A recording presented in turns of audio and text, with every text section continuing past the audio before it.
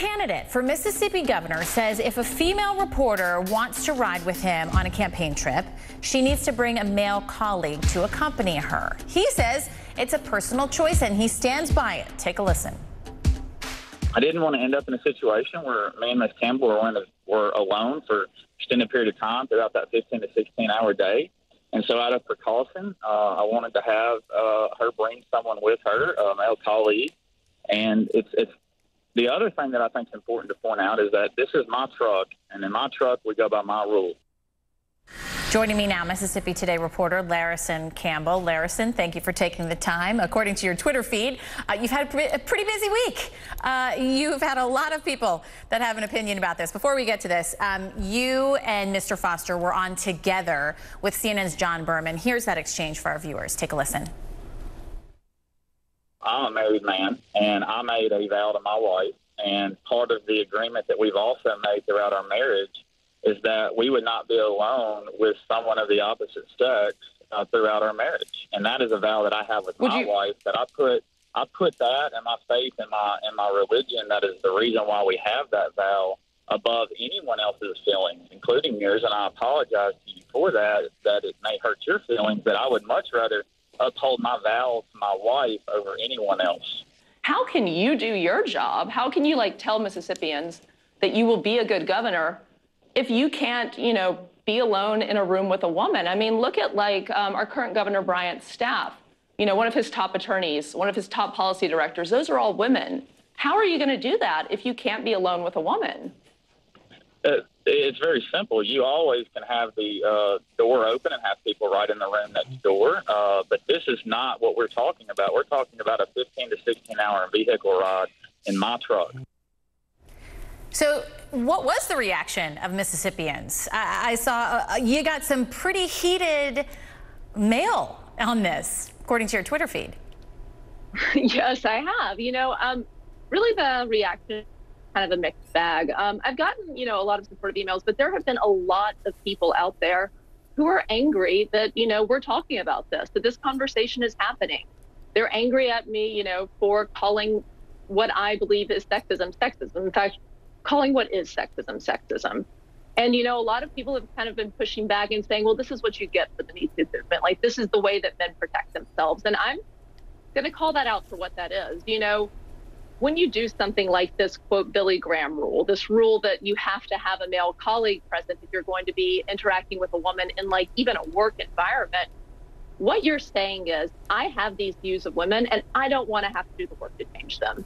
So I'm going to put up barriers. I'm going to make it easier on me so I don't have to change. I'm going to make women go the extra mile so I can hold on to my antiquated notions of what a woman in the workplace is, which is a woman first, a sexual object first, and a reporter or, a campaign director or whatever second. Because he was very vocal when asked if this would have been a man and a male reporter, would you have done the solo ride-along? And he said yes, and he stands by what he feels is his right to ask you to bring a male colleague with you. What about your past experience? Have you ever been out there, and you've interviewed a number of candidates and done these ride-alongs, have you ever had a candidate for that period of time where you have done a ride-along alone with them? I haven't been exactly in that context, although, certainly other stories I've done, even if it's not a politician, it's certainly other male professionals I've spent a day with. Absolutely. And there was never, this was never brought up. And if it had happened with a politician, I probably wouldn't have remembered it because it's just such a common part of the job. You're a reporter. Your job is to give your readers as much access to the story that you're telling as you can, to the person that you're interviewing as you can. And that means being alone with them. That is the best way to do my job a lot of the time. Not always, but a lot of the time. And if you prohibit me from doing that, I can't do my job. Because part of his argument is that he's sort of it's a David and Goliath there in Mississippi. He's the underdog. He doesn't have any money to have any staffers. He only has one staffer that wasn't able to go with him for this particular trip, and therefore that's why he couldn't have one of his team. So I would assume on your other political trips that you have taken in coverage, someone has had a staffer there with them. And he points to the Me Too movement, saying it's part of why he has this rule per se. Take a listen to that for our viewers. Because of the Me Too movement, now Men are under attack all of the time. Sometimes those accusations come out to be true, but there are many times they have been proven to be false. And I'm not going to allow myself to be put in a situation where someone, and I'm not saying Ms. Campbell would ever do this, but I'm not going to ever be put in a situation with any female to where they could make an accusation against me and there's not a witness there to refute that accusation. What do you make of that, Larissa?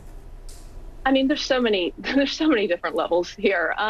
First of all, it's disingenuous to say that there was no one else who could go on a ride along because you can get a volunteer. You know, he's running a statewide campaign. He could probably find someone willing to go along. And that was kind of my big issue here was, you know, again, it's my problem to fix. He sees my being a woman as something that makes him uncomfortable. He doesn't say, how do I rectify this? Who can I find to go along with this so that I can, you know, take what his campaign director on the phone actually referred to as a weird request. You know, what can I do to, you know, answer this weird request? This is this woman's issue. She's a woman. She needs to figure out a way to make me feel comfortable. And calling up the Me Too movement, I mean, you know, this idea that men are under attack is completely absurd. I mean, how many false allegations have we seen? You know, I think that's a different subject, maybe for a different conversation. But, you know, what we're talking about here are these antiquated notions of women in the workforce. You know, these ideas that women are sexual object first, that a woman in a work context could give off this, you know, sort of, perception of impropriety, which is what the Billy Graham rule is about. The only reason you would see me standing next to him and perceive that anything improper was going on is if even like, you know, if you looked past the giant press credentials I'd be wearing, you know, around my neck and saw me as a sexual object first and then a person second. You know, I think most people who see a woman in the field in a work context are going to assume she's there doing a job. Well, we did reach out to Representative Foster to be on the show with you, also for comment. We did not get a response, but you heard him there with you yesterday, and he stands his ground on this, and there have been lots of people chiming in. Larissa and Campbell, thank you for being with me. We appreciate it. Sure. Thanks so much for having me. Cities all across the country